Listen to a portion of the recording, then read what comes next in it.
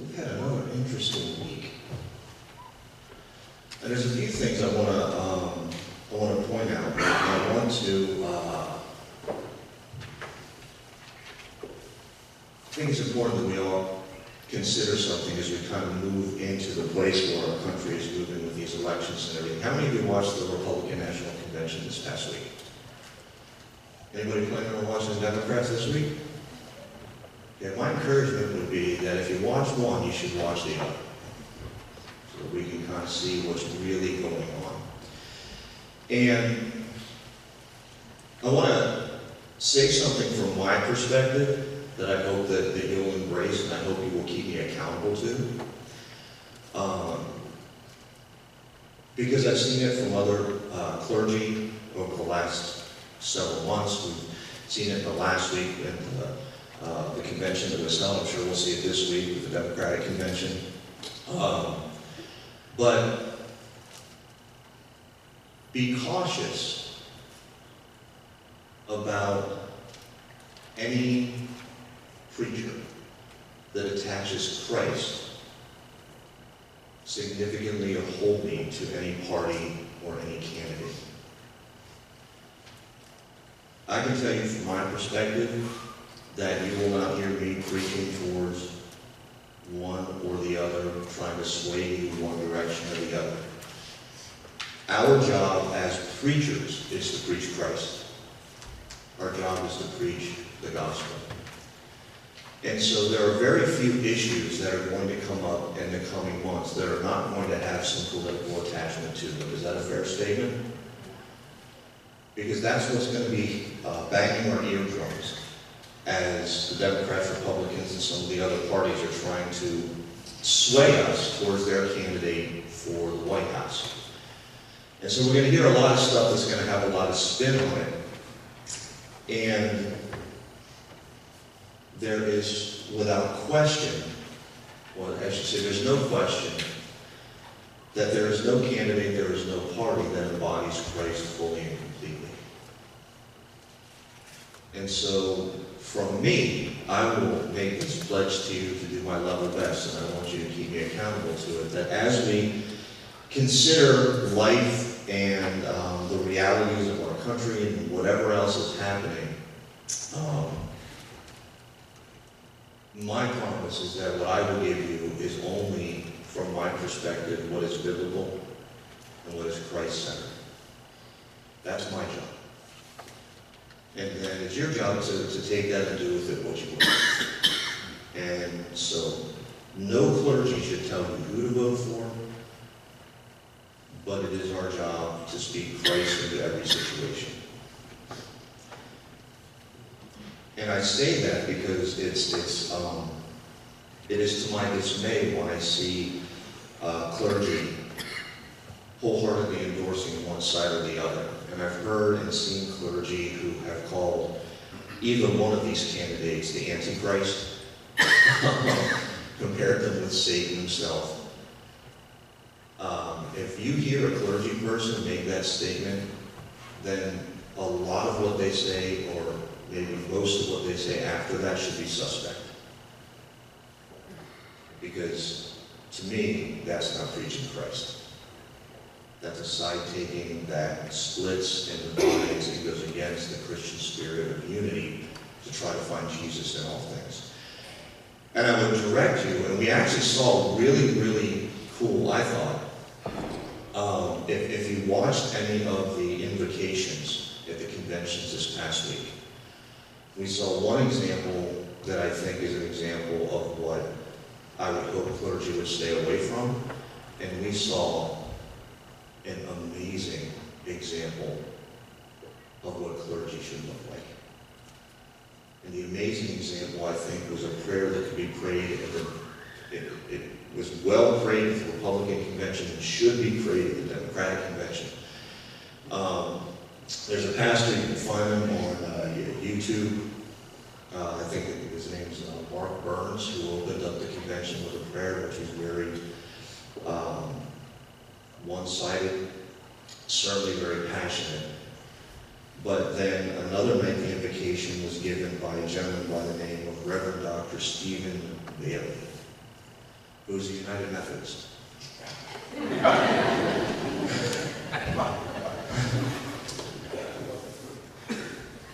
I was so proud of our denomination, and I was so proud of him. I saw someone had posted this transcript of it, and then I went to hear it. And I was awed by the honesty. And here's something that's awesome. And I just want to share this with you because I think this kind of sums up the core of who we're to be as Christians. At the very beginning of his prayer, he says, "We do not come before you asking you a blessing. We come before you asking for transformation." And that was cool. Because he was saying, we're not coming assuming that we are right and asking you to bless us because we assume we're right. We're coming asking you to do something in our hearts to guide us towards what is right. That's awesome. And like I said, I was just so proud of our denomination when I saw that. And so I would just like to encourage you to remember, we are people of God first and foremost. Above, for me, above being a Stouffer, above being a husband, above being a preacher, above being an American, above being a martial artist, above being anything, I am Christian. We are people of God. And that should be our guiding force and principle, even if it's to the detriment of some of those other things. Let Christ be our guide. And so in that sense of realizing who Christ is and who we are called to be in Christ, I was thinking a lot about the circumstances of the past 3 weeks. And the last 2 Sundays, the sermons were a bit on the heavier side because we've endured some real tragedies in the world. And this week we've seen that those things aren't really going to let up. How many of you are aware of what happened in Germany on Friday? Okay.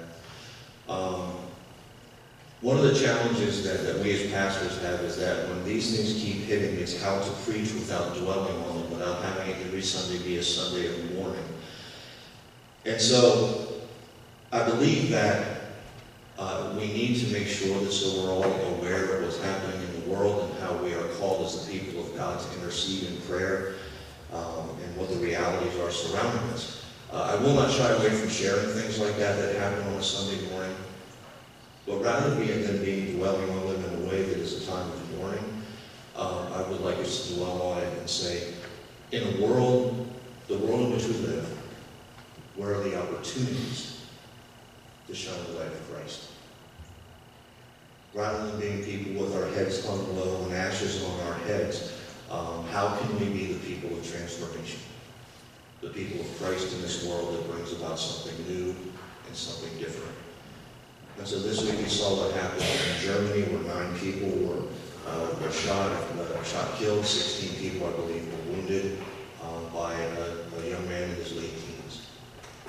And they're still trying to sort out what the details of that happens to be. We also, have you heard of Charles Kinsey? Did you guys hear about the shooting in North Miami? There's a gentleman in North Miami who is a behavioral therapist in a group home. And this is near and dear to my heart, spending almost 2 decades working in the group home system.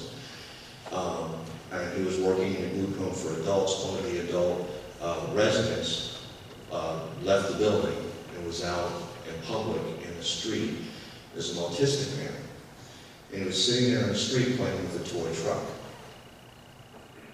And the behavioral therapist, Charles Kinsey, was running out and he's trying to work with this man and help get him back into the home, get him safe. And someone had called into the police saying that there's somebody threatening to commit suicide or making a gun around outside, so the police came on the scene. And so the resident of the group home is sitting there playing with his toy truck, and the behavioral therapist lays down on the ground with his hands in the air. And he's saying, don't shoot, I'm a behavioral therapist. This is an autistic man, he's just playing with a toy truck, it's just a toy truck. And then he got shot in the leg. Now, I'm not making a case about anything other than this. I don't know what prompted the officer to shoot. There's excuses and that kind of thing flying around. But I would suggest that what it does remind us is that we are in an incredibly tense time.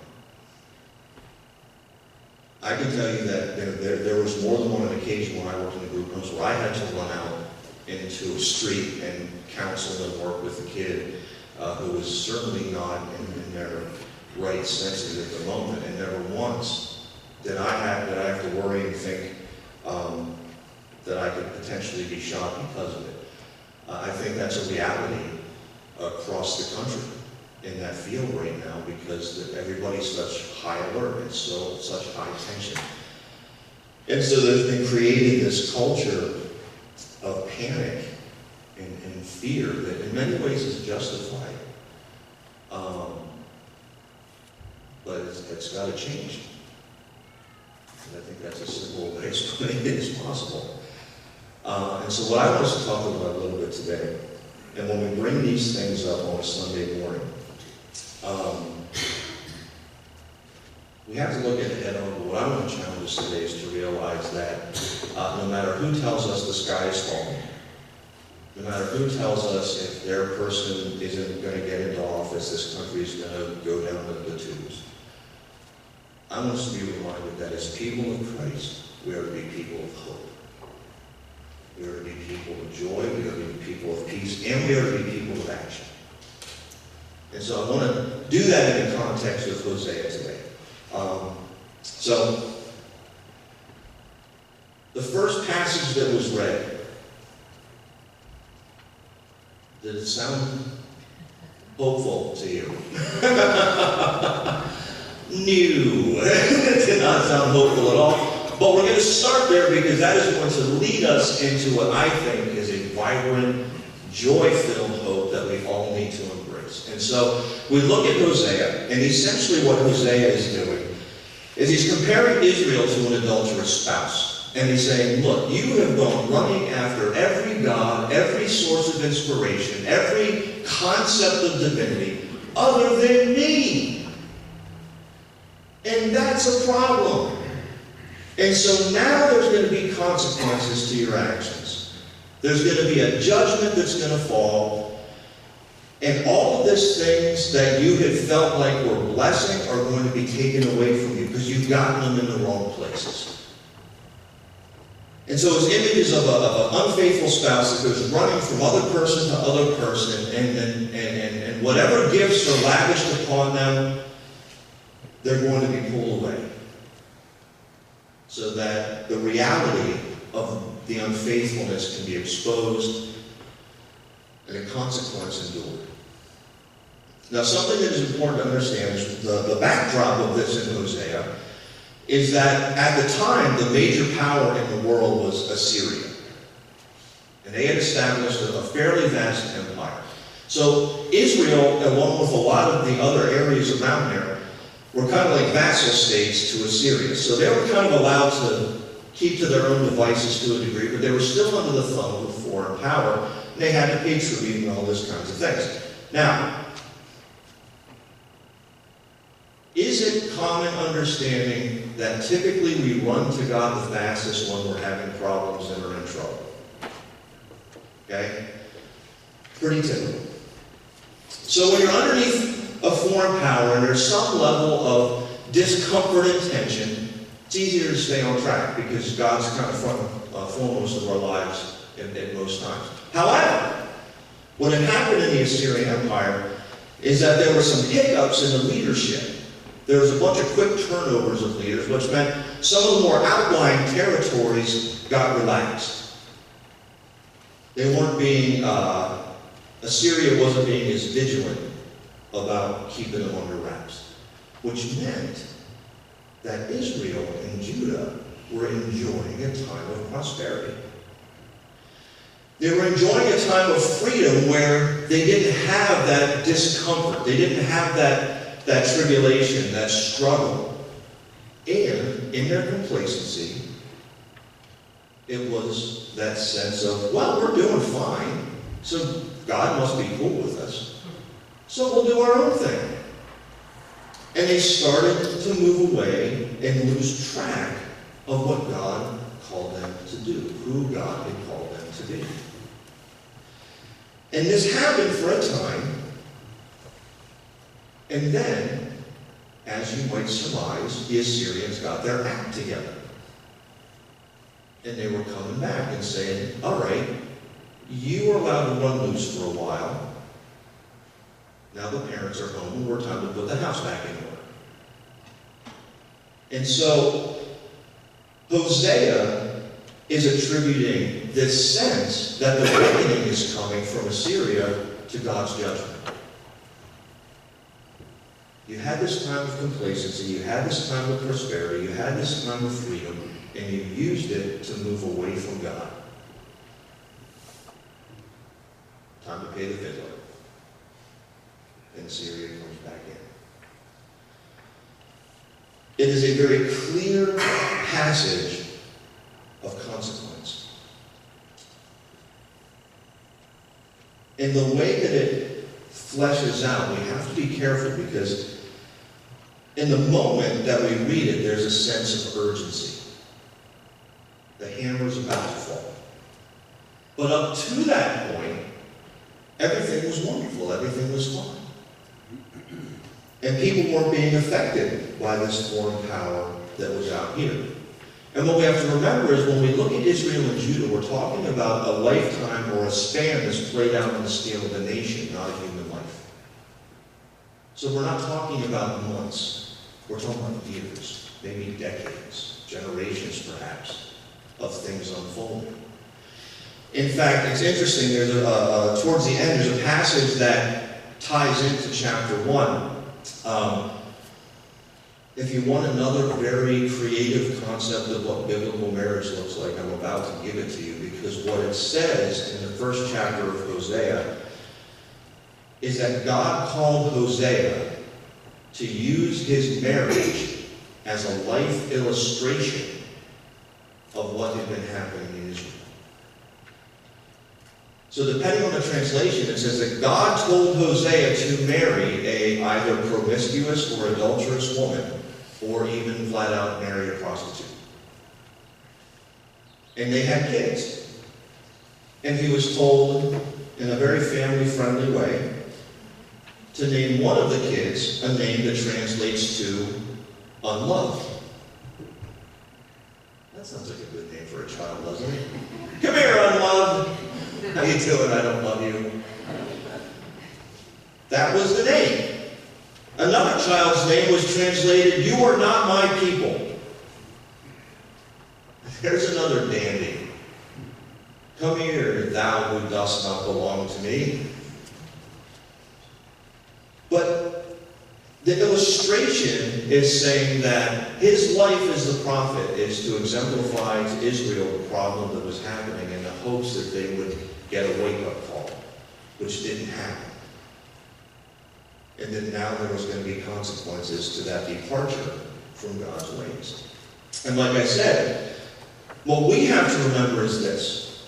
It is possible that we can live a life that outside of the natural cycle of life and death, we're all going to lose people, sometimes to natural causes, sometimes to tragic causes.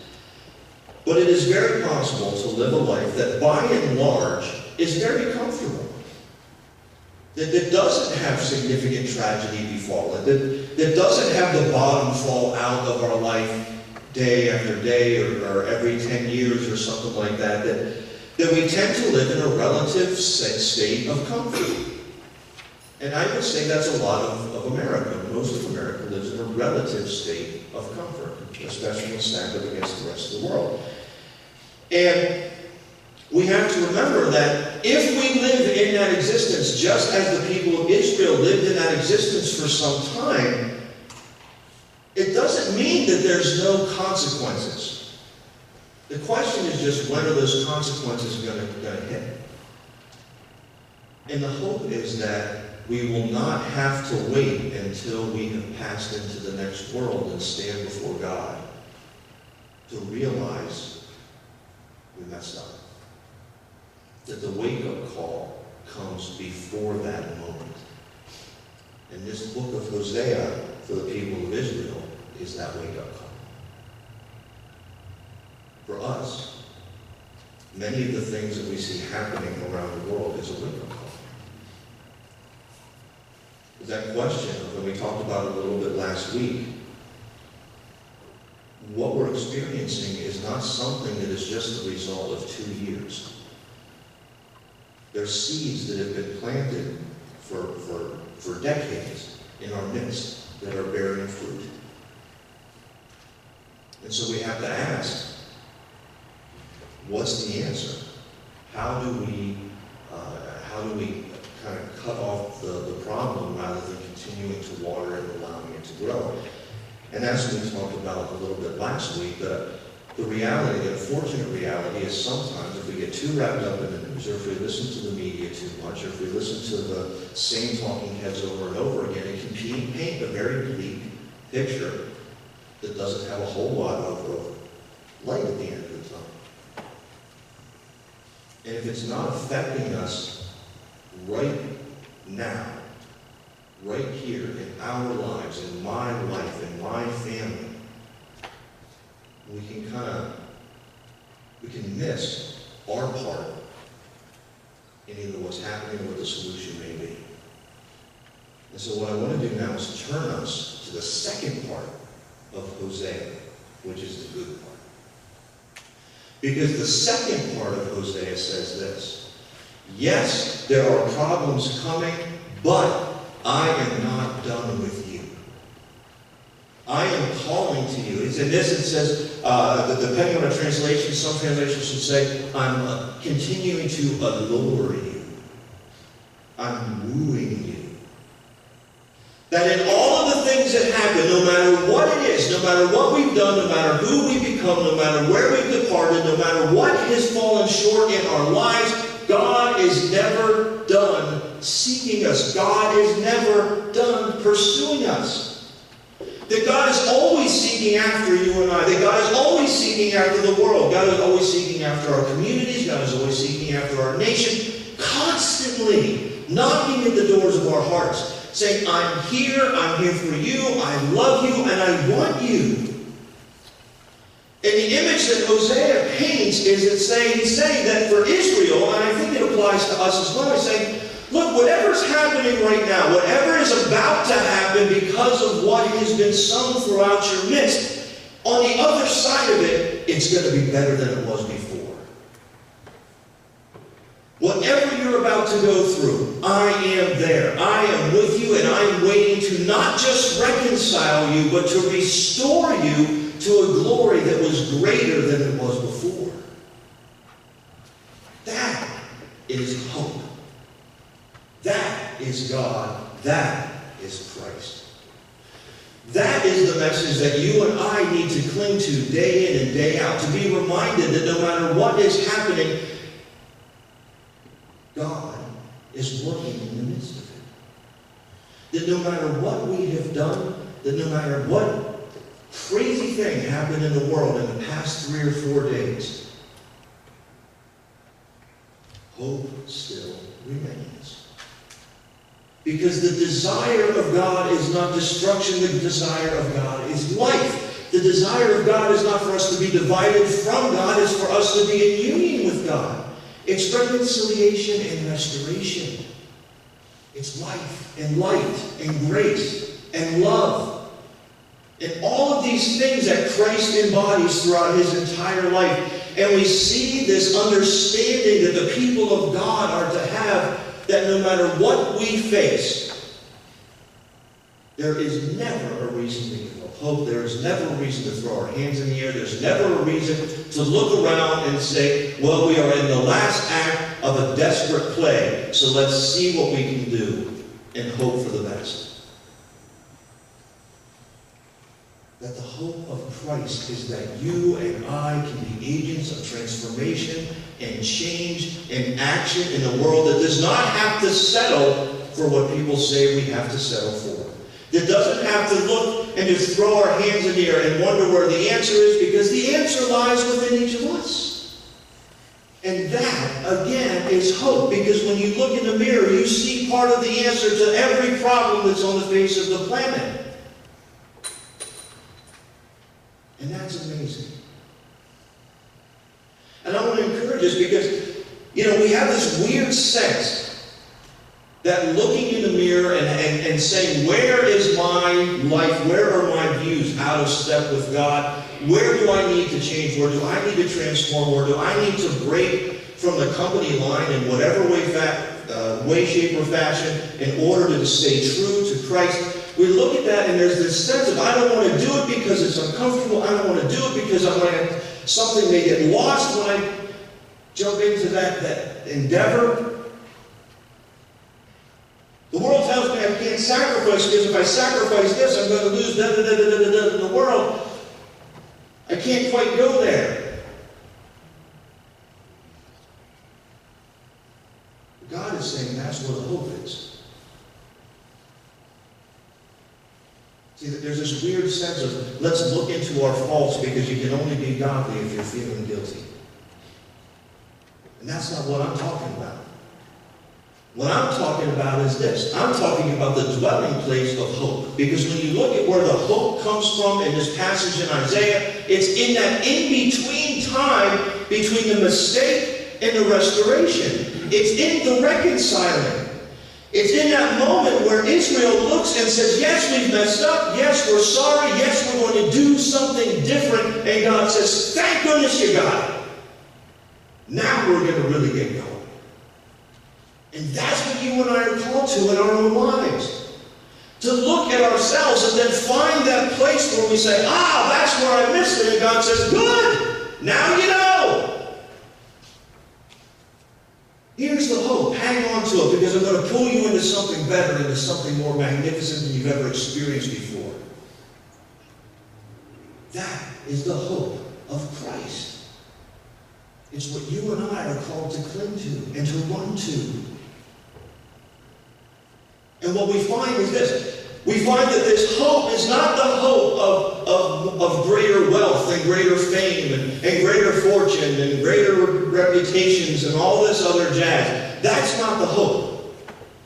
The hope is a life that is transforming the world. The hope is a life that is transformed. The hope is a life that is filled with supernatural joy and supernatural peace and supernatural direction. Because while we live in the natural, God is above it. And when we are in communion with God through the Holy Spirit, we experience those things in a way that is uncommon to this world. And this is held up by the testimony of every individual, thousands, perhaps millions through the centuries, that have had this to say. They say, you know what, I thought I had it all, and then I lost it all.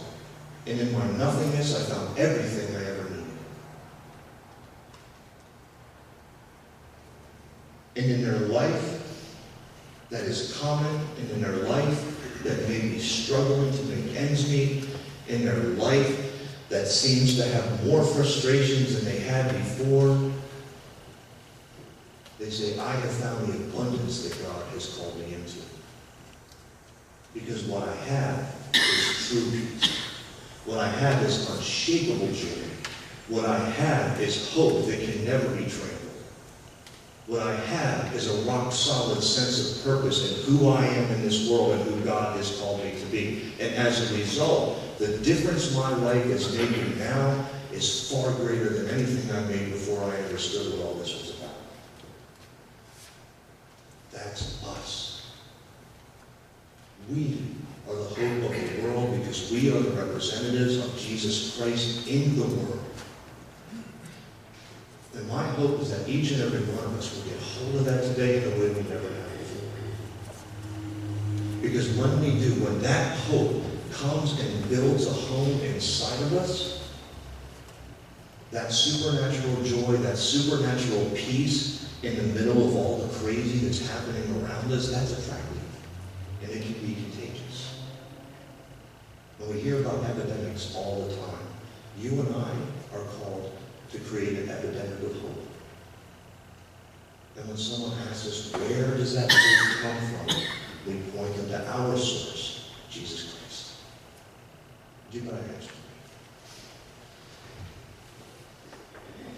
Gracious God,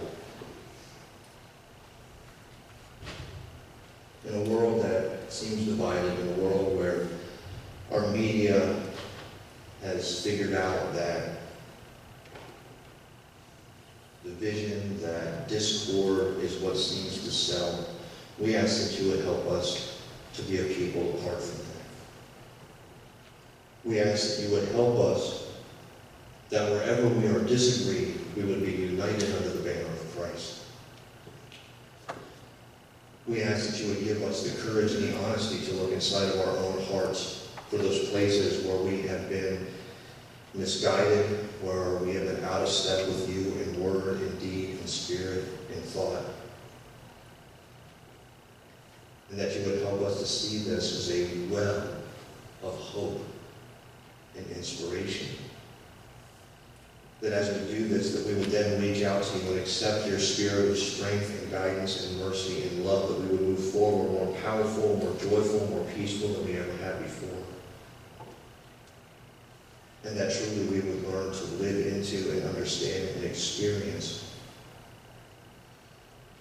that being reconciled and through your restoration, we can experience life more profoundly and deeply and joyfully than we ever have before. We ask that this would be something that we attach ourselves to with resolve.